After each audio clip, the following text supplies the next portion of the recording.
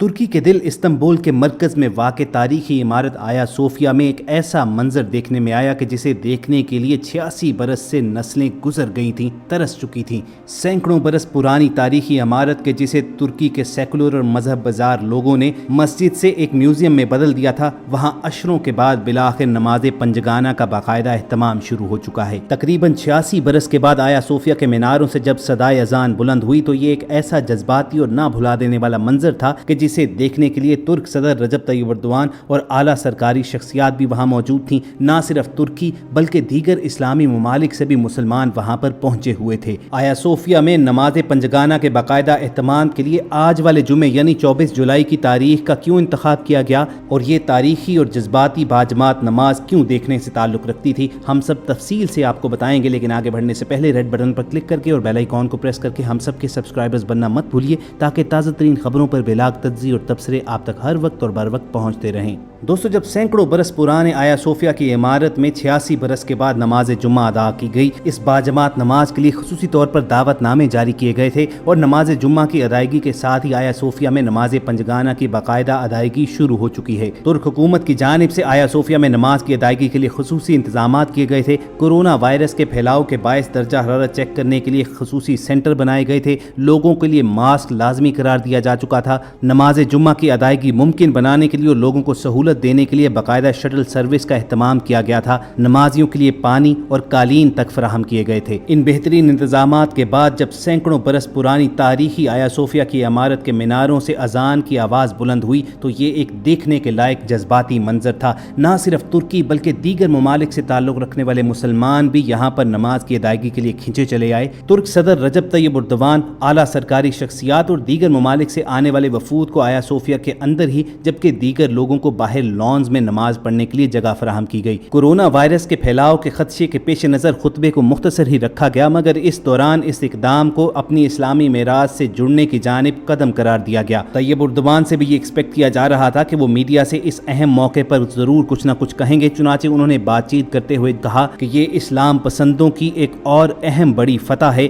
اور آیا صوفیہ کا دوبارہ مسجد میں کنورٹ ہونا مسجد الاقصی اور بیت المقدس کی آزادی کی جانب پہلا قدم ہے۔ ویورز، اس نماز جمعہ کی باجماعت ادائیگی کے بعد اب روزانہ آیا صوفیہ میں 5 وقت نماز اور اذان کا بندوبست کر دیا گیا ہے۔ اس مقصد کے لیے ترکی کی حکومت نے 3 امام اور 5 مؤذن مقرر کیے ہیں۔ کل مسجد کی تیاری کا جائزہ لینے کے لیے ترک صدر رجب طیب ایردوان نے آیا صوفیہ کا اچانک دورہ بھی کیا تھا، جہاں انتظامی اور تعمیراتی امور کا جائزہ لیا گیا اور انتظامیہ نے انہیں مکمل بریفنگ بھی دی۔ جس دن سے ترکی کی عدالت نے آیا صوفیہ کو دوبارہ مسجد بنانے کی اجازت دی ہے، تب سے لے کر آج نماز جمعہ کی ادائیگی تک استنبول میں جشن کا ہی سما رہا ہے۔ ترک ایوان صدر کی جانب سے ایک خصوصی ویڈیو بھی جاری کی گئی تھی جس میں مختلف ممالک سے تعلق رکھنے والے سنگرز آیا صوفیہ کے بارے میں اپنے اپنے جذبات کا اظہار کر رہے تھے۔ اس میوزک ویڈیو میں بوزنیا، البینیا، آذربائیجان، بنگالی، کرد، عربی اور ترکی کے سنگرز شامل تھے اور ان کے ترانوں کا مفہوم تھا کہ آیا صوفیہ ازل سے مسلمانوں ہی کی ہے اور ہم اس کے ہیں۔ ویورز، اس سابقہ چرچ موجودہ میوزیم کو دوبارہ سے مسجد بنانے اور یہاں پر نماز جمعہ کی ادائیگی کے ساتھ ہی روزانہ کی بنیاد پر نماز پنجگانہ اور 5 وقت اذان کا جو اہتمام کیا گیا ہے، اس سے سیکولر اور مذہب بیزار طبقے کو بہت آگ لگی ہے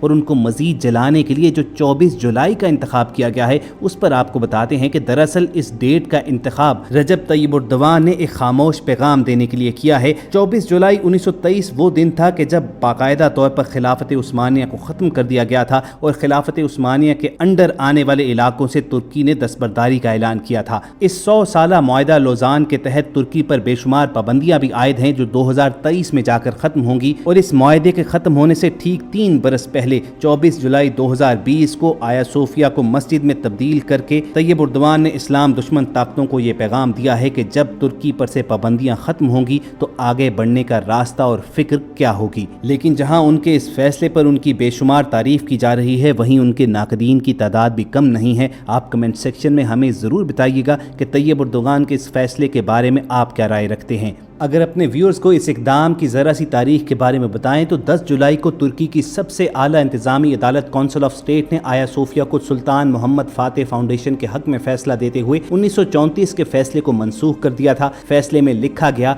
कि इसे मस्जिद के अलावा किसी और मकसद के लिए इस्तेमाल नहीं किया जा सकता। आया सोफिया की इमारत 6वीं सदी में तामीर की गई थी। 1500 बरस पुरानी इस इमारत को मस्जिद में तब्दील करने के दोबारा फैसले पर दुनिया भर के मुसलमान उलमाए कराम ने खैर मकदम किया था और कहा था कि खुद मुख्तार मुल्क के अंदरूनी मामलात में किसी को अमल दखल का हक हासिल नहीं है। ये बयान इस तनाजुर में जारी किया गया था कि वेटिकन सिटी से पोप के जारी करदा बयान में यह कहा गया था कि उन्हें आया सोफिया जो एक साबिक गिरजाघर था उसे मस्जिद में बदलने पर एतराज है और इस हवाले से वो काफी परेशान और उदास हैं। रूस, यूनान और स्पेन जैसे ममालिक की जानिब से भी तुर्की पर एतराज़ात किए गए थे। हत्ता कि हमारे अपने मुल्क के अंदर मौजूद सेकुलर और मजहब बेजार तबके की जानिब से भी तैयब उर्दवान को शदीद तनकीद का निशाना बनाया गया था। मगर इन लिबरल हजरात को ये मालूम नहीं था कि जब स्पेन में और यूनान में मुसलमानों की मसाजिद को जबरन नाइट क्लब्स, म्यूजियम और गिरजाघरों में तब्दील किया गया था तो उस वक्त किसी ने एतराज़ नहीं किया था। उस वक्त किसी ने मुसलमानों के हक और इंसानी हकूक पर आवाज़ नहीं उठाई थी। तो आज जो आया सोफिया को मस्जिद में बदलने के फैसले पर एतराज़ कर रहे हैं, उनकी आवाज़ इंसानी हकूक के लिए नहीं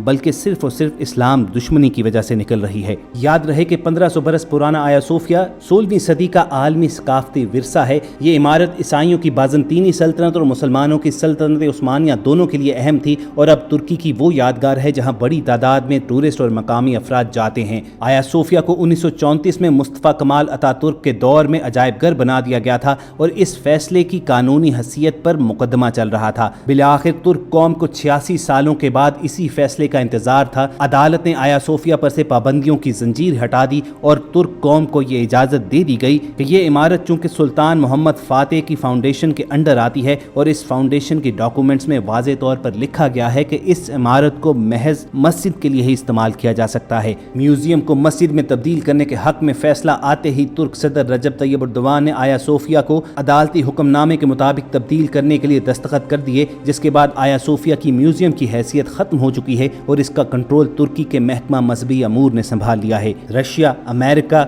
यूनान और स्पेन के चर्चिस के इल्हाक ने तुर्की से मुतालबा किया कि वो इस्तांबुल में वाक़े पुराने गिरजाघर और यूनेस्को की जानिब से तारीखी विरसा करार दिए जाने वाली इमारत आया सोफिया को मस्जिद में तब्दील करने से मुताल्लिक एहतियात बरते। तुर्की की एक आला अदालत में ये दलाइल चल रहे हैं कि क्या दुनिया के तामीरी अजायब में से एक यानी आया सोफिया जिसकी मौजूदा हैसियत एक अजायब घर की है उसे मस्जिद में तब्दील किया जा सकता है या नहीं, और इस इकदाम से मगरिब और ईसाई बिरादरी के साथ कुशीदगी में इजाफा हो सकता है। मगर तुर्क सदर रजब तैयब उर्दवान अपने इस फैसले पर सख्ती के साथ कायम हैं और उन्होंने वाज़े तौर पर यह कहा है कि आया सोफिया की हैसियत पर बैरूनी बयानबाजी हमारी सालमियत पर हमला तस्वुर होगी। अपने एक बयान में उनका कहना था कि हम जिस तरह दीगर ममालिक में खोले जाने वाली इबादत गाहों की ताज़ीम को मुकद्दम समझते हैं, इसी तरह चाहते हैं कि कोई भी हमारी इबादत गाहों के मामलात में दखल अंदाजी ना करें, क्योंकि इस किस्म की बयानबाजियाँ हमारी बका और सालमियत के खिलाफ हमला तस्वुर की जाएंगी। तुर्की में मुस्लिम अक्सरियत आबाद है, जिनके अलावा दीगर मज़ाहिब के पैरोकार भी अपने अकायद के मुताबिक आज़ादाना तौर पर इबादत गुजारी और त्यौहारों को मनाने का हक रखते हैं, जिनका तहफ़्फ़ुज़ हमारी जिम्मेदारी है।